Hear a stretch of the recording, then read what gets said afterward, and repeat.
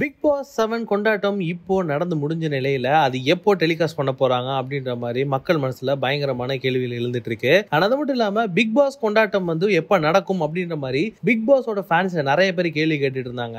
இப்போ அந்த கேள்விக்கெல்லாம் பதில் அளிக்கிற மாதிரி பிக் பாஸ் கொண்டாட்டம் ஒரு வழியா ஷூட் நடந்து முடிஞ்சிருக்கு. அண்ட் இந்த எபிசோடு இந்த வீக்கெண்ட் அல்லது நெக்ஸ்ட் வீக்கெண்ட்ல வந்துரும் அப்படின்ற மாதிரியான அப்டேட்டும் நம்மளுக்கு கிடைச்சிருக்கு. சோ இந்த கொண்டாட்டத்துல என்னென்ன விஷயங்கள் நடந்துச்சு அப்படின்றலாம் பார்க்கலாம். அதுலயும் ரொம்ப முக்கியமா விசித்ரா அவர்கள் ஒரு நபர்கிட்ட சாரியும் கேட்டிருக்காங்க. சோ அவங்க எதுக்கு சாரி கேட்டாங்க அண்ட் யாருக்கிட்ட சாரி கேட்டாங்க அப்படின்ற நியூஸும் இப்ப பார்த்தரலாம். பிக் பாஸ் சீசன் 7 முடிஞ்சு கிட்டத்தட்ட 2 மாசம் ஆன நிலையில பிக் பாஸ் கொண்டாட்டம் ஏன் நடக்கல அண்ட் அது எப்ப நடக்கும் அப்படின்ற மாதிரி மக்கள் எல்லாமே கேள்வியில எழுப்பிட்டு இருந்தாங்க.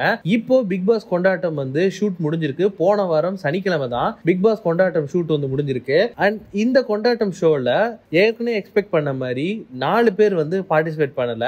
அண்ட் அந்த 4 பேர் யார் அப்படின்னா ஐஷு, பிரதீப் அவர்கள், பவா சந்திரசேகர் அவர்கள் அண்ட் யுகேந்திரன் அவர்கள். இவங்க 4 பேருமே பிக் பாஸ் கொண்டாட்டம் ஷோல பார்ட்டிசிபேட் பண்ணல. அண்ட் இதுல ரொம்ப முக்கியமான விஷயம் என்ன அப்படின்னா ஐஷு அவர்கள் ஷோ புறக்கணிச்சிருக்காங்க.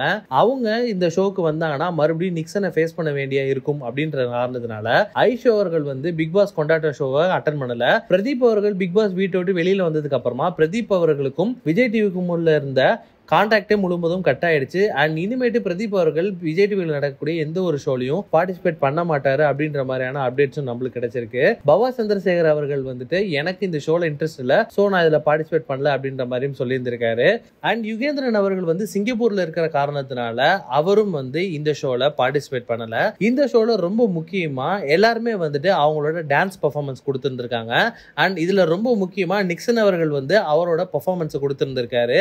அவரு சிங்கிங் அண்ட் டான்ஸ் அது ரெண்டுமே பண்ணியிருந்திருக்காரு. அண்ட் அது மட்டும் இல்லாம டைட்டில் வின்னர் அர்ச்சனா அவர்களுக்கு மக்கள் மத்தியில இருந்து நிறைய கிஃப்ட்ஸ் கொடுக்கப்பட்டிருக்கு. பிக் பாஸ் வீட்டுக்குள்ள இருக்கும்போது ஏ டீம் பி டீம் அப்படின்னு 2 டீமா பிரிஞ்சிருந்தாங்க. பட் இப்போ இந்த கொண்டாட்டத்துல ஏ டீமும் பி டீமும் ஒன்னா சேர்ந்தா உட்கார்ந்து இருந்தாங்க. பூர்ணிமா, அர்ச்சனா இவங்க 2 பேரும் பிக் பாஸ் வீட்டுக்குள்ள எளியும் புலியமா இருந்தாலும் பிக் பாஸ் வீட்டை விட்டு வெளியில வந்ததுக்கு அப்புறமா அவங்க 2 பேரும் ஒரு நல்ல ஃப்ரெண்ட்ஷிப்பை ஷேர் பண்றாங்க அப்படின்ற மாதிரி அர்ச்சனா அவர்களே ஒரு இன்டர்வியூல சொல்லியிருந்தாங்க. இந்த ஷோ ஃபுல்லாமே இவங்க 2 பேரும் ஒன்னா தான் உட்கார்ந்து இருந்திருக்காங்க. அண்ட் இவங்க மட்டும் இல்லாம ரவீனா, மணி, விஷ்ணு அந்த மாதிரி எல்லாருமே இந்த ஷோல பார்ட்டிசிபேட் பண்ணி இருந்திருக்காங்க.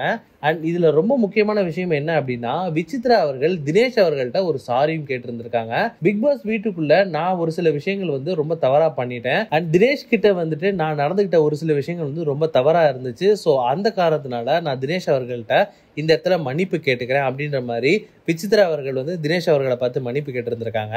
அதுக்கு தினேஷ் அவர்கள் என்ன சொல்லியிருந்தார் அப்படின்னா நான் பிக் பாஸ் வீட்டுக்குள்ள இருக்கும் பொழுதே நீங்க ஒரு சில விஷயங்கள் பண்ணியிருந்திருக்கீங்க. அது வெளியில ரொம்ப தவறா போட்டே இருந்திருக்கு. பட் இருந்தாலும் நீங்க பிக் பாஸ் வீட்டுக்குள்ள மன்னிப்பு கேட்டிருந்திருக்கணும், இல்லாட்டி பிக் பாஸ் வீட்டு விட்டு வெளியில வந்தோடனே கேட்டிருந்திருக்கணும். ஆனா இப்போ அந்த பிரச்சனை முடிஞ்சு ஓஞ்சதுக்கு அப்புறம் நீங்க மன்னிப்பு கேட்கறீங்க அப்படின்ற மாதிரி சொல்லி அந்த மன்னிப்பை ஏத்துக்கிட்டேனா இல்லையா அப்படின்ற மாதிரி எதுவும் சொல்லாம தினேஷ் அவர்கள் அந்த பேச்சை அப்படியே மாத்திட்டும் போயிட்டாரு. சோ தினேஷ் அவர்கள் அந்த மன்னிப்பை அக்செப்ட் பண்ணிட்டாரா இல்லையா அப்படின்ற மாதிரியான கேள்விக்குறியோட தான் இப்போ இருந்துட்டு இருக்கு. அது மட்டும் இல்லாம கூல் சுரேஷ் அவர்கள் உள்ளுக்குள்ள இருக்கும் பொழுது PRO அப்படின்ற மாதிரி ஒரு சில கமெண்ட்டையும் விட்டு இருந்திருக்காரு. ஸோ இந்த ஷோ டெலிகாஸ்ட் ஆகும்போது தான் தெரியும் அந்த விஷயங்கள் எல்லாம் டெலிகாஸ்ட் ஆகுமா ஆகாதா அப்படின்றத. ஸோ நீங்க இந்த ஷோக்காக எவ்வளவு ஈகரா வெயிட் பண்ணிட்டு இருக்கீங்க அப்படின்றத கீழே கமெண்ட் பாக்ஸ்ல கமெண்ட் பண்ணுங்க. மறக்காம வீட்டாக்கி யூடியூப் சேனல் சப்ஸ்கிரைப் பண்ணி அந்த பெல் ஐகானை தட்டி விட்டுருங்க.